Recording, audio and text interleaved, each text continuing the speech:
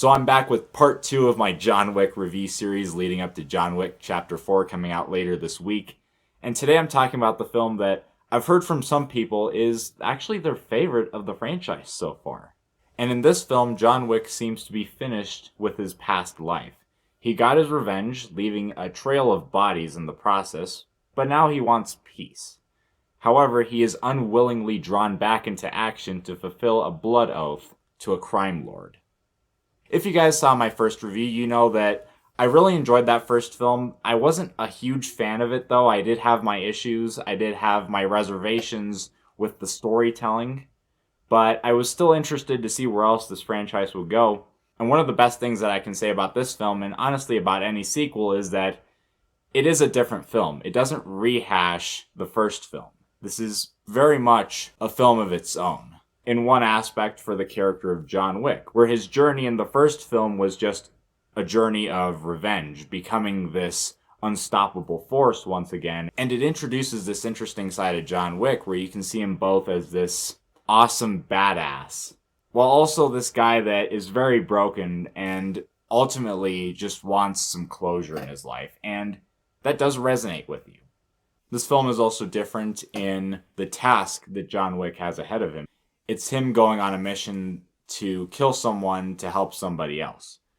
And then also in this film, you get more of the world building, where now these blood oaths are introduced with these markers and the consequences of not fulfilling the markers, not paying the debt of that blood oath. You also get an aspect where you get to see more of the mercenaries throughout a city, which I'll talk about later. And just like I said with the first film, that there's this big world inside John Wick that really does need to be explored, and this film, it gave you more of that. It opened more of the doors, and it showed what else this film can be. It showed, what other rules, what other characters, what other types of storylines can come from this world. But putting all that aside, something that really surprised me about this movie was that, in great contrast to the first film, this one is actually way more humorous.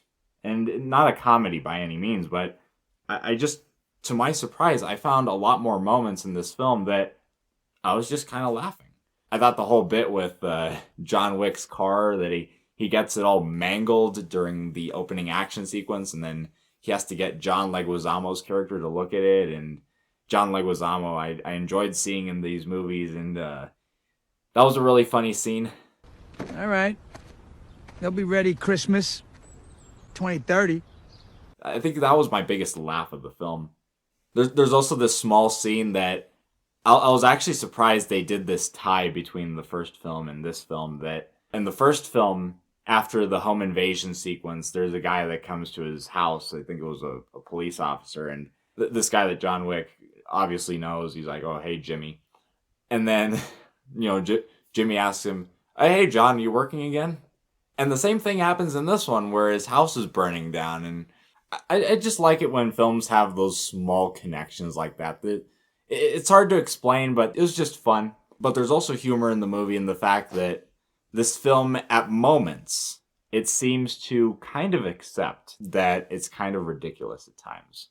Like, there's a scene at the beginning that it might have been more unintentional. I don't know, maybe they were going for a laugh. I chuckled, where John Wick is fighting all these people in a car garage, and all these cars just keep piling in, and he keeps fighting people that keep coming out of the cars. That it was almost like a cartoon or a video game where it was just all these enemies just constantly coming after him. And there's even a scene where John Wick is facing up against this guy that is so much bigger than him.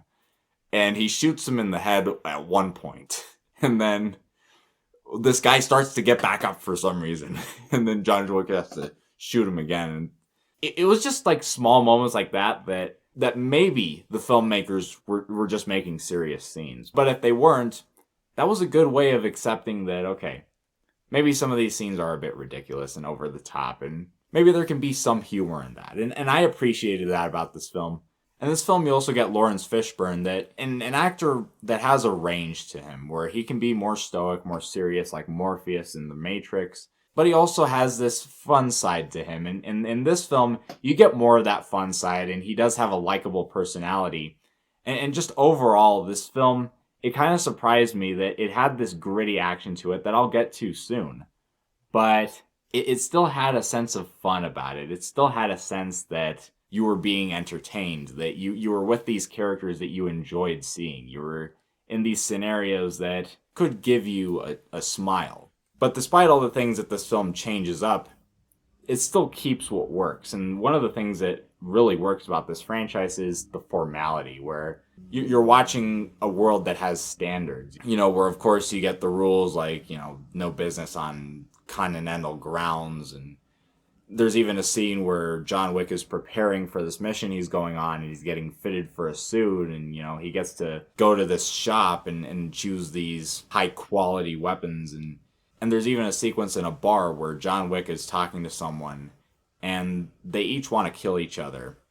During that scene, there's a surprising amount of respect with these characters. They're each saying that they have the chance to kill the other person, that they would do it quick. And it was just weird that these two deadly people could have a simple conversation like that. There's just a novelty to seeing a hard-edged action movie that still manages to have standards to it. And this movie also keeps the vibe to John Wick where he's an unstoppable monster. And there's another really good intro in this film where he's taking people out at the beginning, and it's almost like a horror character intro, and you don't see his face. And the whole time it's this guy talking about telling this other person, all the stories you hear about John Wick. If anything, they're watered down. And there's another mention of John Wick killing people in a bar with a pencil. It's the second time they mention it in the franchise, and you actually get to kind of see that in this movie. A very brutal scene that, when that happened, I could feel that pencil going into those people. Which, speaking of that, the action, it's just a given. The action in this film is great. Again, the gun action, there's a lot of it, but it's kept fresh. And part of it has to do with the different locations, whether it's the catacombs where the bullets, as they're hitting walls, the walls are chipping and there's like a spray of brick. Or when it's John Wick and this other guy shooting at each other through car windows. Or the moment where it's kind of a dizzying sequence, John Wick fighting a bunch of people in this hall of mirrors. And this film just finds a lot of different action set pieces that, in a certain respect, the film just kind of keeps hitting the reset button. You actually get this section of film where it's a montage after John Wick gets a huge bounty placed on his head, where it's a lot of people throughout the city just trying to kill him. And it's really interesting. Very high stakes that, he's just walking around and just everyone is looking for him. It took the action that really worked from that first film that you could almost say didn't really need to be improved. But they managed to find a way to make it have a bigger scope. And I really enjoyed the ending. It was a good lead off into Chapter 3. John Wick is excommunicated from anything involving the Continental. He's on the run, huge bounty on him. Everyone around him just keeps looking at him as he runs by, and alone in what seems like a situation where the whole world is against him. And that's how you build intrigue for a sequel. Now, I will say, even though there was a lot in this film that I really appreciated, it's still not quite there. It's, again, not a movie that I loved. And though it expanded on a lot of the things from the first film, this film has quite a few plotting and structural issues. I found the central plot less interesting.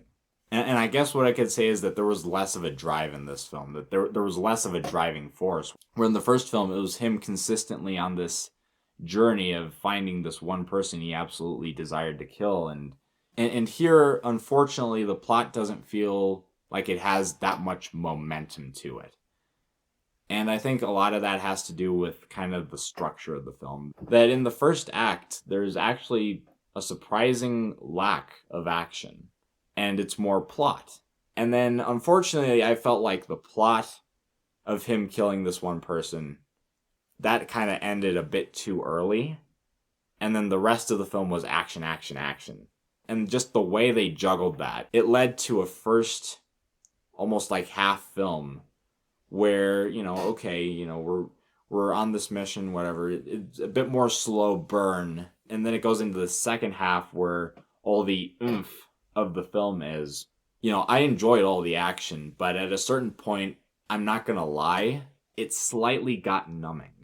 And it just makes me think of that Chapter 4 runtime, which John Wick Chapter 4, if you look on Google, it has a runtime of 2 hours and 50 minutes. And I'm just hoping that film, it uses that runtime to put in more story. Because this film, though I really enjoyed it, I just felt like it kind of ran out of its story a bit too soon.